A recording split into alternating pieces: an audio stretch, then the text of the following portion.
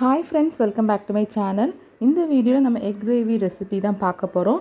இந்த egg gravy பர்டிகுலராக நம்ம ஆப்பமுக்கு சைட் டிஷ்ஷாக அதை பண்ண போகிறோம். ஆப்பமுக்கு இந்த மாதிரி எக் கிரேவி பண்ணி பாருங்கள், சூப்பராக இருக்கும். ஸோ இது என்னோடய அம்மாட்டேருந்து நான் கற்றுக்கிட்ட ஒரு ரெசிபி. ஸோ வாங்க எப்படி பண்ணலான்றது நம்ம பார்க்கலாம். இப்போ ஒரு கடாய் எடுத்துக்கோங்க. ஆயில் ஆட் பண்ணியிருக்கேன். ஆயில் நல்லா ஹீட் ஆனதுக்கப்புறம் 1 ஸ்பூன் ஜீரகம், 1 ஸ்பூன் பெருஞ்சீரகம் ஆட் பண்ணியிருக்கேன். ஸோ இது நல்லா பொரிஞ்சதுக்கப்புறம் வெங்காயம் ஆட் பண்ணியிருக்கேன். ஒரு பெரிய வெங்காயம் சின்ன சின்னதாக கட் பண்ணி ஆட் பண்ணியிருக்கிறோம். அது கூட கொஞ்சம் கருவேப்பிலையும் போட்டு நல்லா வதங்கிட்டு, இது கூட நம்ம இஞ்சி பூண்டு அரைச்சி சேர்க்கக்கூடாது, இடித்து சேர்க்கணும். அதுதான் டேஸ்ட் நல்லாயிருக்கும். இதுக்கு தக்காளி கொஞ்சம் நிறைய ஆட் பண்ணால் நல்லாயிருக்கும். நான் 2 பெரிய சைஸ் தக்காளி ஆட் பண்ணியிருக்கேன். மீடியம் சைஸாக இருந்துச்சுன்னா நீங்கள் 3 தக்காளி ஆட் பண்ணிக்கோங்க. ஸோ தக்காளி வெங்காயம் நல்லா வதங்கணும். அதுக்கப்புறம் நம்ம மசாலாஸ் ஆட் பண்ணிக்கலாம். 1/2 ஸ்பூன் மஞ்சள் தூள், 1 spoon chilli powder, 1 spoon coriander powder, ஒரு 1/2 ஸ்பூன் கரம் மசாலா பவுடர். இதெல்லாம் சேர்த்து இந்த மசாலா நல்லா குக் ஆகணும்.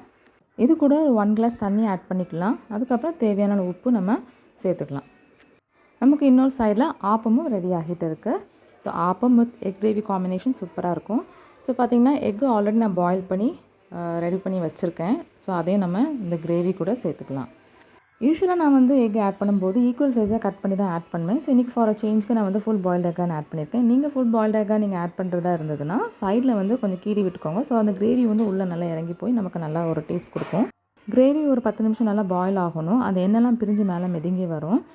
ஸோ அவ்வளோதான், கிரேவி நமக்கு ரெடி ஆகிட்டு. ஸோ இது நம்ம ஃப்ளேம் ஆஃப் பண்ணுறதுக்கு முன்னாடி கொஞ்சம் மல்லியில தூவி நம்ம இறக்கிடலாம். பட் இன்றைக்கி மல்லியில எனக்கு ஸ்டாக் இல்லை. ஸோ அதனால் நான் கஸ்தூரி மேத்தி நான் ஆட் பண்ணிக்கிட்டேன். ஸோ அவ்வளோதான், நம்ம ரெசிபி ரெடி ஆகிட்டு. Appam with egg gravy recipe கண்டிப்பாக ட்ரை பண்ணிவிட்டு எப்படி இருக்குன்னு கமெண்ட்டில் சொல்லுங்கள். தேங்க்ஸ் ஃபார் வாட்சிங் திஸ் வீடியோ. மறக்காமல் நம்ம சேனலை சப்ஸ்கிரைப் பண்ணிடுங்க. பாய்.